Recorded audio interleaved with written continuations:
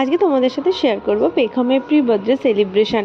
আসলে জন্মদিনের আগের দিন আমি প্রি বার্থডে সেলিব্রেশন করেছিলাম, কারণ ওর বার্থডে দিন আমি সেলিব্রেশন করতে পারবো কিনা কোনো নিশ্চয়তা ছিল না। কারণটা তোমাদের সাথে শেয়ার করে রাখি। পেখম আমার কাছে অলওয়েজ একটা ব্লেসিং। ও আমার জীবনে আসার পর থেকে আমার জীবনটা আমূল বদলে গেছে।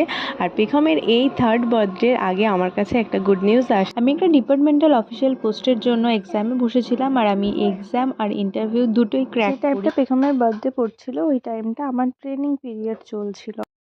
সেকেন্ড ট্রেনিংটা ছিল পেখমের বার্থডের দিনে।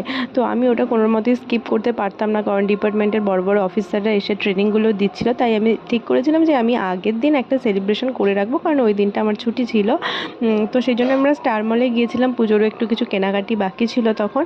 আর এইগুলো সবই পুজোর আগে। আমি পুজোর মধ্যে এতই ব্যস্ত ছিলাম যে আমি ব্লগগুলো এডিট করতে পারিনি।